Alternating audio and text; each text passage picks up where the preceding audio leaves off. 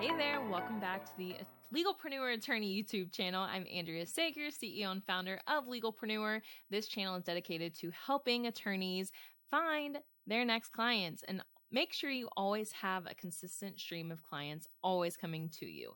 If you haven't already got the download, it's there in the description, 99 ways to find your next client. And this channel is dedicated to diving deeper each week into one of the 99 ways. This week, we are diving into number 39, influencers. I know this is going to turn some heads, raise some eyebrows, but please listen to what I have to say because this can absolutely catapult your law firm to new levels you never knew were possible. So I personally have used influencers for my law firm. Now, and this is not exactly what you may think because you do have to follow some rules. I did not pay any influencers. I did not provide anything of value to influencers. And because as attorneys, we are highly regulated, you have to make sure that you are double checking on all the rules in your state to make sure that you're going about this the right way.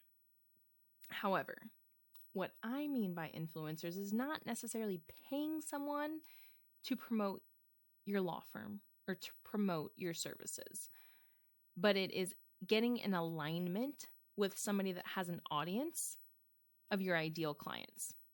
And that's exactly what I did. So I'm going to give you this story because it's actually a crazy story and why I grew so quickly to $1 million. So for those that don't know, I started my firm almost exactly 5 years ago. In 5 days, it'll be 5 years.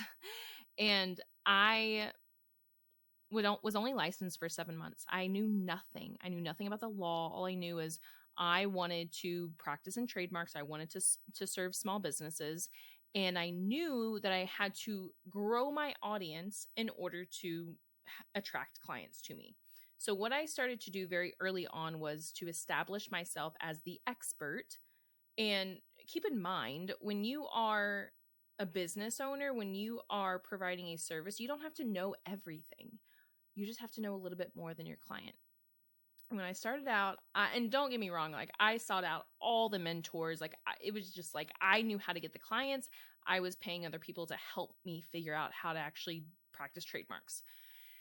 So I started pitching podcasts because I knew, okay, this was back in 2018 when podcasts, not as big as they are now, but they were certainly on the rise.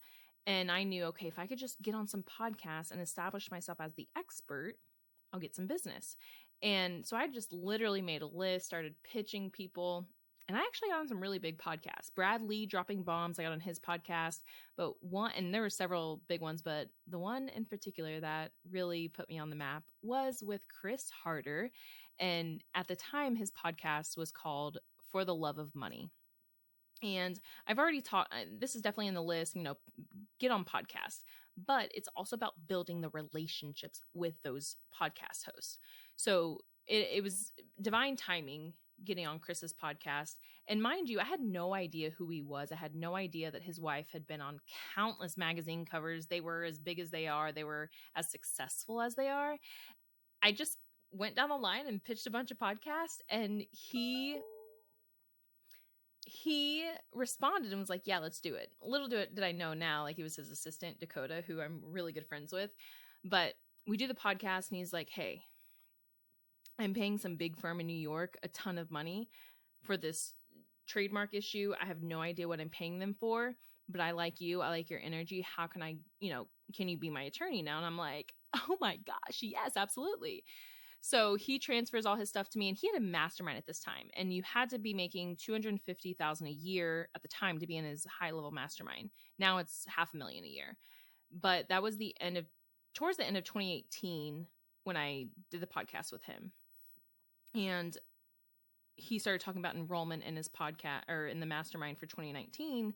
And my ex-husband at the time, he didn't want me to join for just whatever. And finally, I was like, I actually don't care. Like, this is what's going to put me on the map. Like, this is how I'm going to be successful. I'm going to go get in this mastermind, get in alignment with these business owners, because I knew, okay, I want to serve small businesses. Let me get in alignment with other people that have a small business audience. And Chris then I joined his mastermind. I remember my daughter, I had her March 2019. I joined his mastermind of April 2019. I remember having like the call with him, with my like newborn daughter on my lap. And the first meetup with the mastermind group was May of 2019.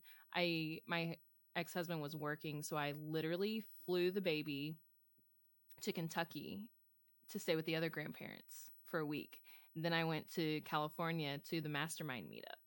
And I met so many incredible people there, so many incredible people that had these big audiences with small businesses. And there was nobody doing it the way I was doing it, getting in the room, making the connections. And as an attorney, you have to realize how much value you provide. It's not just about getting someone to pay you. I even told Chris, I was like, I'll do everything for you for free. Like, I don't even care, because he was just organically talking about me and my services. And he's like, no. He's like, that's not how it's done. I'm going to pay you. I'm like, okay. But it's about getting in the rooms and building those relationships. And now, I mean, Chris, he's one of our investors in Legalpreneur. He was the first investor. And he's the one that helped me get through everything. He's been my business mentor, everything. But if I would have never just randomly pitched people for podcasts, like, I would not be where I am today. And if I didn't build those relationships, like, I just kept pouring into the relationships, I would tell him like, hey, you need to do this, you need to do this. And he was like, wow, I didn't even know that. And so he would just constantly talk about like, wow, I didn't even know this, I didn't know this. And so he just kept promoting me. And it's influencers like him and Kayla Kraft from Mommy Millionaire and Sarah Pendrick. And there's so many different influencers that I met from that mastermind that helped put me on the map, that helped me build to over $1 million within 2 years. And it's not about just finding people to pay and promote your services. It's about truly building the authentic relationships. Because if you pay an influencer to promote your services, it's not guaranteed that people are going to sign up with you or actually look into your business. But because these people were talking about me authentically and they were seen as influencers, that's what helped build me and my reputation in my law firm. Now people just know me as the legalpreneur, but that's really what started it, was getting in alignment with people that had an audience, getting in the alignment with people that had influence. So don't think of working with influencers as paying somebody to promote you. I never paid them. We all know we can't give anything of value for a referral or promotion of our services. I never paid them or provided them anything of value. They just loved what I was doing and loved that I was looking out for them. And that's what you have to do. Like, who is your ideal audience? Who already has that as an audience, and get in alignment with who already has them as an audience. That is your influencer that you want to be in alignment with. I could go on all day about this. I don't think most attorneys think about it this way. I think most think, oh, an influencer, I have to pay them to promote me. And if you go about it the right way, like, it's typically fine, but it's not even as authentic. You want to get in connection, in alignment with somebody where it truly is an authentic and organic relationship. Another thing when it comes to influencers or other people, Chris has hundreds of thousands of followers on Instagram. And back in the day, I mean, he was always promoting me because people would come to him all the time for questions and referrals for an attorney, and he would just send them to me. And he would also just talk about me all the time on his stories. And so he would promote me, but then I really sought out business coaches, business influencers. And I'm like, hey, do you have ideally for me is they would have a group coaching program and they can promote me as a bonus. Like, I'll come do a 1-hour call, teach them live, answer all their questions. And that's how I grew my law firm so quickly. So it's getting in alignment with those influencers where they, yes, promote you to their audience, but it's all done organically because you're just doing a good job. You're providing value. And two, if they have group programs or a group that you can come and provide value to. That's the whole key.